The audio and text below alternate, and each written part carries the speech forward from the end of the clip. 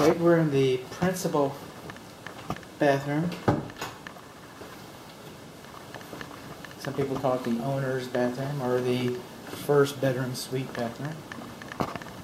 And because we don't call it the master anymore. I don't know why owners is better than master. I'm using principal on the principle of it all. The plumbing looks like it's in pretty decent shape here. Doors, cabinets, we're missing a little bit of baseboard right there. We've got 3 cracked floor tiles in here. This commode is, they kind of whittled out the wall here a little bit, but the commode is, technically it's too close to the walls. This is a shower. I tried to make it leak and I couldn't. Rinse and repeat. GFCI is all where it belongs. It looks nice. So,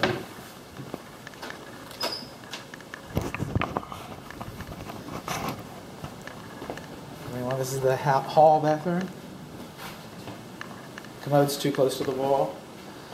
On this bathtub, some of the finish looks like that's been patched, and we got just a little bit of rust coming through right in there. And all of these, everywhere. Hot's on the left, cold's on the right. These all been working fine.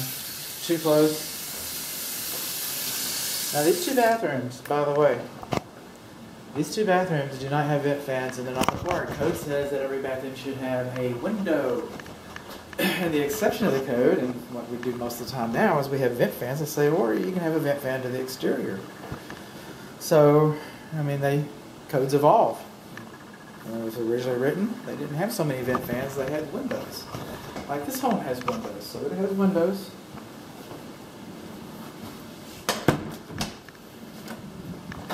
Moving all along, trudging across the tundra, mile after mile, across the frozen white wasteland.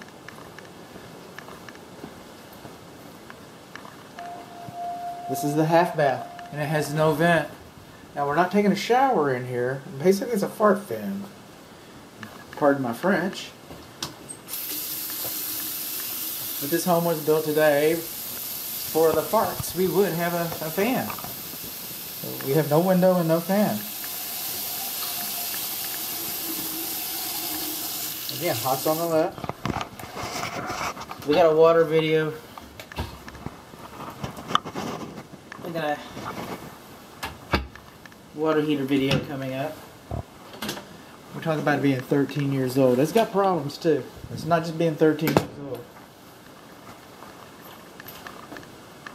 It'd be prudent budget for replacement of that water heater. That water heater. This is the clothes dryer vent. It goes right through the floor and it doesn't come out anywhere. You know where it vents? In the crawl space. You know what's wrong with the crawl space? It's wet. I mean, it's wet right now.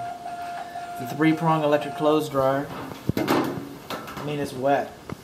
Did I tell you the crawl space was wet? Because it's wet. They got moisture issues. They got a sump pump. What do they do with the clothes? You know what a clothes dryer does? It's weird.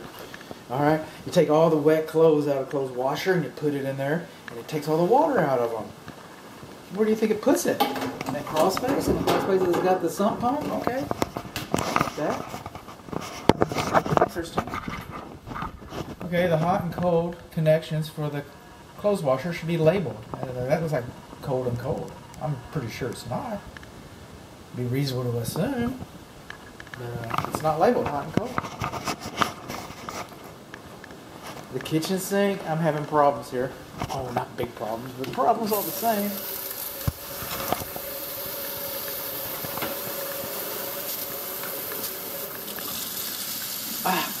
Make a liar out of me.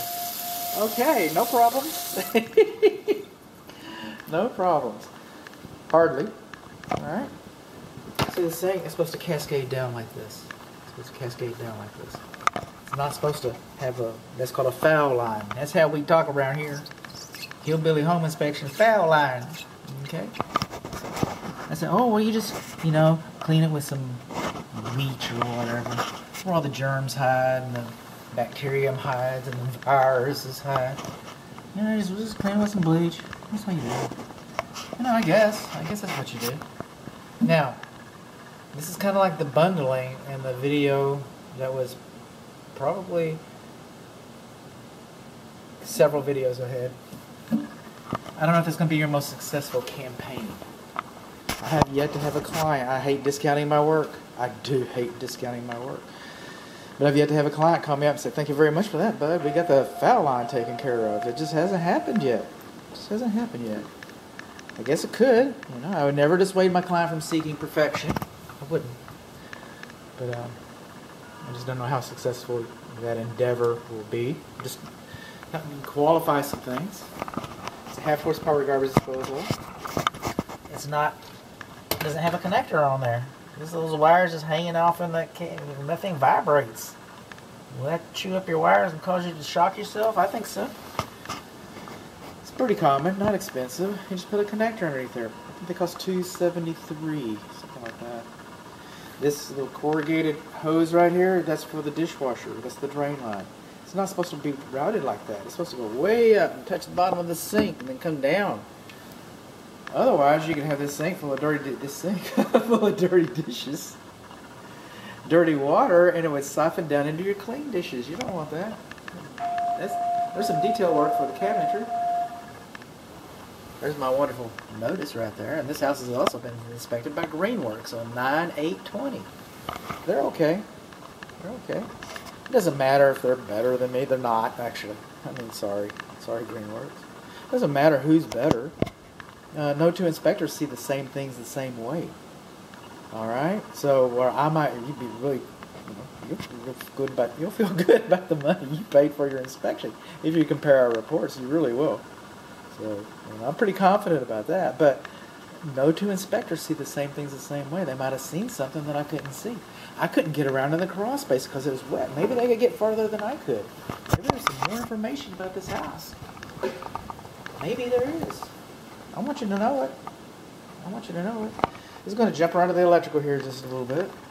Okay, when they built this house, when this house was a baby inside of its mommy's belly, and it wasn't born yet, but we had all these frames, all this framework, this wall studs, and these boxes, these outlet boxes were extended so that when we added the gypsum board, sheetrock, call it what you will, then all these switches and receptacles, they all fit flush.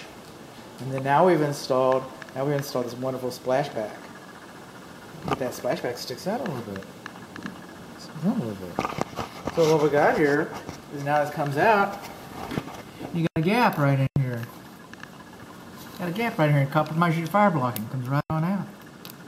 And the screws that came with it didn't fit because they had to extend it, so they got sheetrock screws. Those will chew up some wires.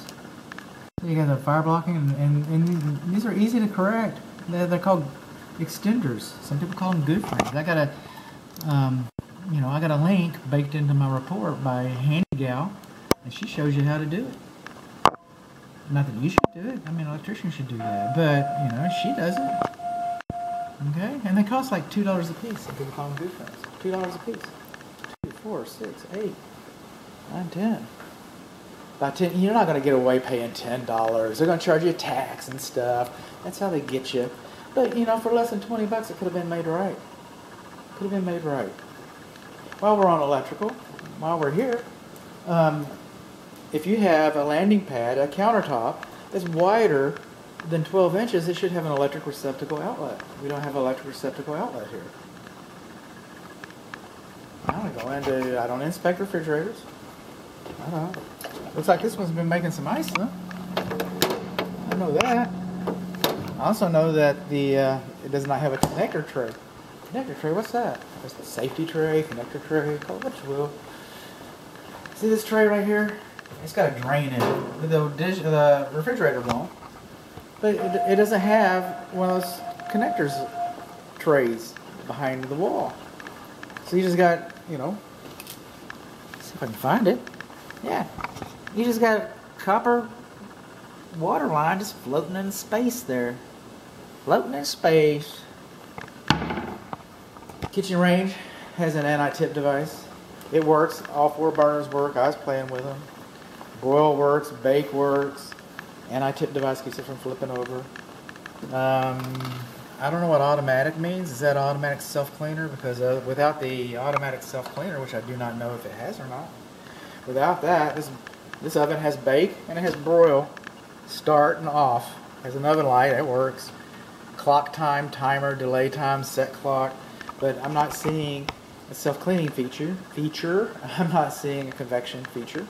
So that's basically, just a nice, new looking, newish. Nothing new in real estate. Well, a newer kitchen range. That's nice. Now, according to code, this is not supposed to be closer to this than 24 inches, and it's 23. And it's 23. If I had the manufacturer's specifications, manufacturer's instructions, a lot of them say this shouldn't be any closer than 30 inches, and this is probably almost 40 inches up here. So this is probably according to the manufacturer. I can't say that. I don't know. I have the manufacturer's instructions. But according to the manufacturer, it's probably okay. The light doesn't work. Light, surface light, night, off. No lights. The filters are dirty. And it's a circulating fan. It's a circulating fan. When you hit it, it blows out here.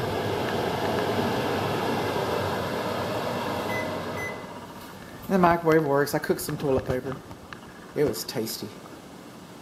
So, those are the appliances. And that was the plumbing, except for the water heater. And a little bit of electrical. No extender. No receptacle.